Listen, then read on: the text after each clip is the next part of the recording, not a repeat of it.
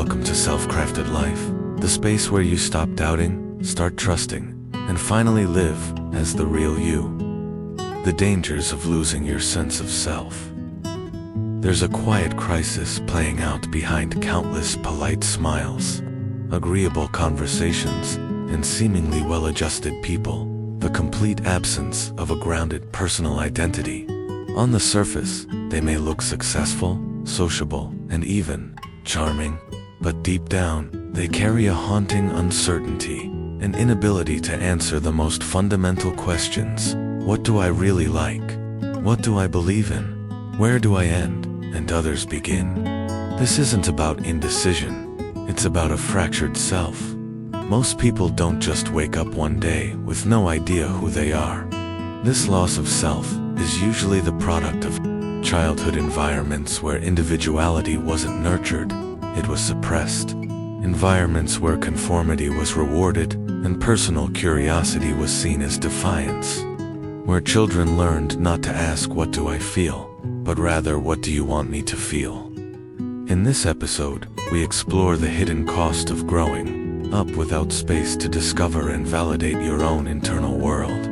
We'll uncover the signs of a fragmented identity, how it affects adult relationships, and most importantly, how to begin reclaiming your authentic self. Because the most dangerous thing isn't failing at life, it's succeeding at a version of life that was never truly yours. 1. What does it mean to lose yourself? Losing your sense of self doesn't always feel dramatic. It's not always marked by crisis or collapse. Often, it shows up in subtle ways. Feeling unsure about your opinions until someone else speaks. First, changing your likes or dislikes depending on who you're with, or feeling empty when you're alone, because you don't really know who's there. This phenomenon isn't about pretending or faking. It's about not knowing. When you've never had the safety to explore your identity, the only safe place becomes imitation, following the energy and preferences of others as a way to feel accepted. People who lose their sense of self are often masterful at fitting in. They're the peacemakers, the adaptable ones, the people who are so easy to be around. But beneath that ease is an anxious search. What do people want from me? And more painfully, who do I need to become to be loved?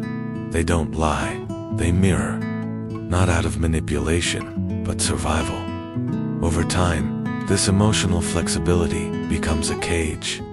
You wake up in a job, a relationship, or a life that doesn't reflect who you are because you've never had space to figure that out. You've followed everyone's map but never drawn your own. True, identity is not something you're handed. It's something you uncover through exploration, curiosity, and boundaries. And the first step is realizing that not knowing who you are isn't your fault, but staying disconnected now is your responsibility. 2. Childhood roots of a fragile identity. The foundation of our sense of self is built in childhood, and when that foundation is neglected, cracked, or shaped by control, it becomes unstable. Children need attunement, not perfection. When a parent or caregiver makes space to ask, "What do you think?" or "What do you feel?" it validates the child's internal world. It signals, "You matter." But when the adult is too distracted, anxious, or self-absorbed to care, the child doesn't stop needing, they just stop expressing. A child who's told to be quiet, to not argue, to smile, even when they're sad, learns quickly, authenticity isn't safe. They begin to mask their real selves to keep the peace or avoid rejection. Over time, the mask becomes permanent, and the real self fades into silence. Parents who impose rigid expectations about success, personality, gender roles, or behavior don't raise confident children. They raise performers. And the better the child gets at performing, the further they drift from who they actually are. In homes where love feels conditional, identity becomes a strategy. Be who they want me to be, or risk losing connection. These strategies follow us into adulthood, into relationships, careers, even spirituality. This isn't about blame, it's about understanding. You didn't choose to be disconnected from yourself, but now you have the opportunity to break the cycle. The child in you still longs to be seen, not for what they produce, but for who they are. Can you be the adult who finally sees them? 3. The politeness trap. When niceness replaces authenticity, people who lack a solid sense of self are often described as so nice, easygoing, or accommodating. But behind this pleasant demeanor lies a quiet tragedy. They don't know how to express disagreement, not because they don't have preferences, but because they're afraid those preferences will cost them connection. This is the politeness trap. Being agreeable becomes a form of self-protection. If you never say what you really think, you can never be rejected for it. If you always smile, no one will see your fear. Over time, this excessive politeness becomes a reflex, one that disconnects you from your emotional truth. But there's a cost to being endlessly nice. Resentment. You may say yes when you want to say no, agree when you disagree, or remain silent when you're hurting. And slowly, your unexpressed emotions pile up. Eventually, that pressure leaks out, often in ways that feel confusing or disproportionate. Passive aggression, burnout, or sudden withdrawal. Niceness is not the same as kindness. Kindness involves truth. Niceness, when driven by fear, erases you. The key to escaping this trap is to practice expressing small truths, even if your voice shakes. You might say, "Actually, I don't enjoy that," or "that doesn't work for me." And learn that the world doesn't end when you show up honestly. Rebuilding your identity means reclaiming your voice. It's not about being rude, it's about being real. Because being liked by everyone is meaningless if you don't even like the person you're pretending to be.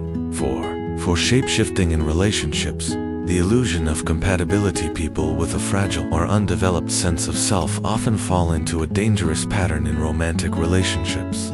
They become whoever their partner wants them to be. At first, this can feel magical, like deep compatibility. We like all the same things, we think the same way. But in truth, it's not compatibility, it's mimicry.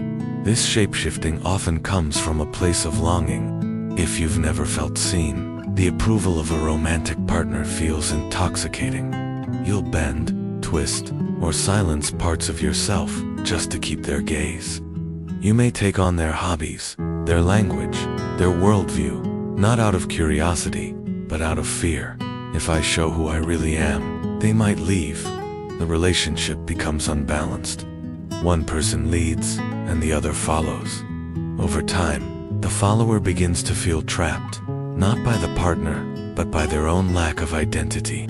They've built a life around someone else's blueprint, and now they're suffocating inside a house they never truly chose. This is why so many relationships that seemed perfect at the beginning unravel suddenly. The person who molded themselves finally cracks under the weight of inauthenticity. They may leave, lash out, or accuse the partner of being controlling, not realizing it was their own abandonment of self that created the dysfunction. To stop shape-shifting, you must first believe you are worthy of love as you are, not just as someone else's mirror. True intimacy begins not with compatibility, but with self-awareness. You cannot be loved fully until you're willing to be seen fully. 5. The hidden rage of the self-abandoned. When someone spends years suppressing their identity to be accepted, they don't just lose touch with themselves, they accumulate quiet rage. Rage at their childhood, at their partners, at society, but most of all, at themselves. This rage doesn't always look like yelling or slamming doors.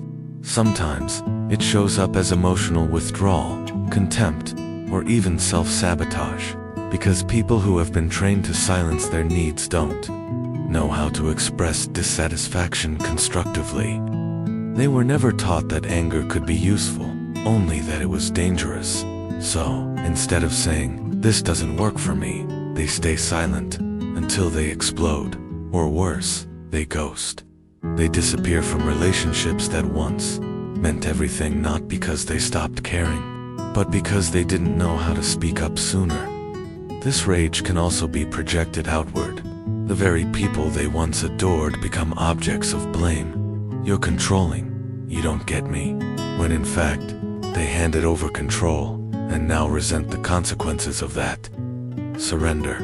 What's tragic is that the people they hurt are often the ones who cared most. But caring without boundaries isn't connection, it's enmeshment, and the self-abandoned person doesn't know how to separate being loved from being consumed. The antidote to this rage is self-reclamation, giving yourself permission to feel, to say no, to want more, to be too much. You cannot heal what you keep hiding, and that includes the parts of you that are angry for being ignored for so long. 6.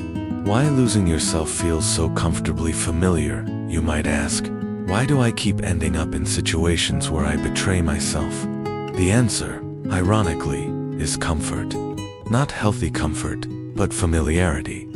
If you grew up in a home where your emotions were ignored, your thoughts dismissed, or your identity controlled, then self-abandonment became your survival strategy. You learned to read the room before you read yourself.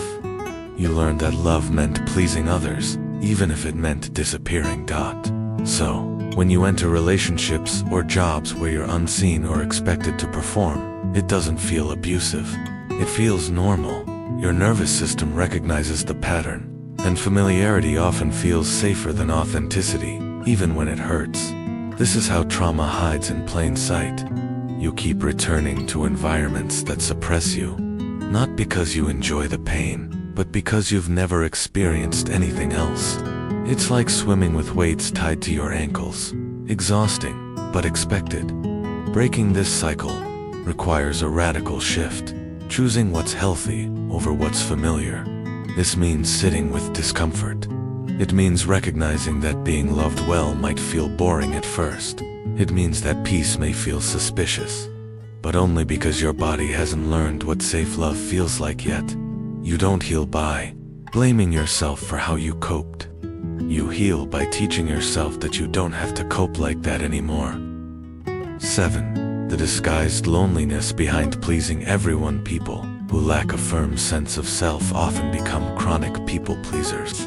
On the surface, they may appear incredibly social, empathetic, and well-liked. But underneath that agreeable exterior lies a profound and aching loneliness. This kind of loneliness doesn't come from being physically alone. It stems from never being fully known. If you're always adapting to meet others' expectations, then no one ever gets to meet you. Every compliment, every connection, every success feels hollow because it wasn't earned by your true self. It was earned by your performance. Over time, this creates a painful disconnect. People like me, but they don't actually know me. You smile while doubting your worth.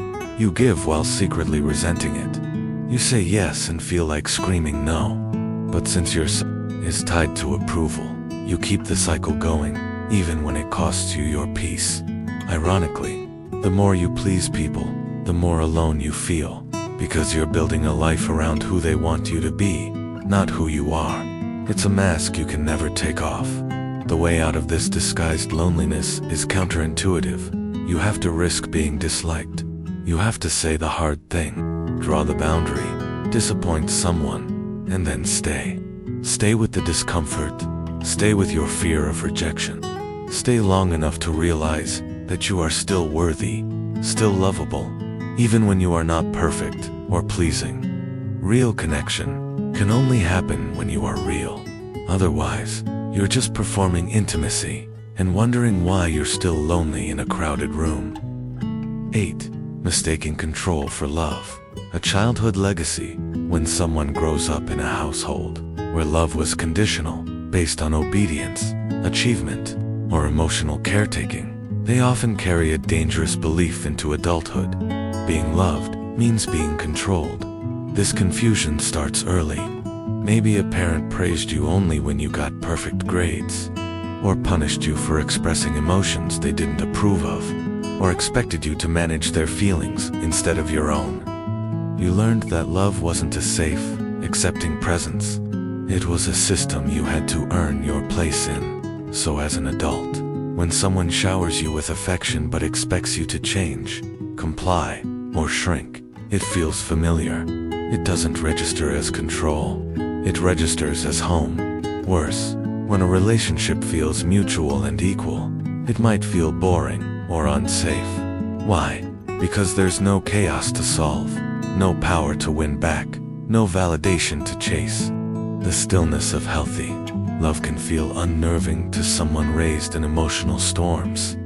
This is why people with a missing sense of self often stay in toxic dynamics. The controlling partner may feel oddly comforting. The criticism, the drama, it's a pattern the nervous system recognizes, even if the soul suffers. But love and control are not the same. Real love doesn't require you to prove your worth. It doesn't silence your needs or expect perfection. It holds space for your flaws, your growth, your boundaries to heal. You must rewrite the meaning of love in your nervous system. You must learn that you don't need to lose yourself to be chosen. You are already enough without auditioning for affection. 9. Why self-loss feels like safety. One of the most paradoxical truths about people who lack a sense of self is this: losing themselves often feels safer than being seen. Why? Because being seen requires vulnerability. If you show someone your truth, your preferences, your values, your pain, you give them the power to reject you. But if you simply reflect what they want, there's less risk. You're invisible, but you're accepted. This dynamic often starts in childhood. When kids grow up in homes where their uniqueness wasn't welcomed or was even punished, they learn to hide it. They suppress their emotions, mute their voice, and contort themselves into whoever will keep the peace. Over time, they forget they were ever someone different. So later in life, when someone asks, "What do you really want?" they freeze. The question feels dangerous. It threatens the illusion of safety they've spent years crafting. But the real danger isn't in being seen. It's in never seeing yourself. Self-loss may protect you from rejection, but it also locks you out of authentic joy. You can't love fully, connect deeply, or create meaningfully if you're always hiding. At some point, survival must give way to living. Healing begins by taking small risks, expressing a preference, asking for a need to be met, sharing an unpopular opinion. You will feel exposed at first, but with time, you'll realize that the ground doesn't fall out from under you. In fact, that's when you start to build solid ground beneath your feet. You deserve to take up space, not as a mirror, but as a person. You are not safer when you disappear. You are only safer when you are seen and accepted as you are. 10. Reclaiming the self, the journey toward wholeness. Reclaiming your lost self is not an overnight process. It's a journey of unlearning, rediscovery, and radical honesty. But it is possible and deeply worth it. It begins with awareness. You start to notice the moments when you perform instead of respond, when you say yes to avoid discomfort, when you change your opinion just to fit in. These micro moments are breadcrumbs leading you back to your identity. Next comes the excavation. You begin asking powerful questions. What do I believe? What do I enjoy without anyone else's influence? What values feel true for me? These answers might come slowly. That's okay.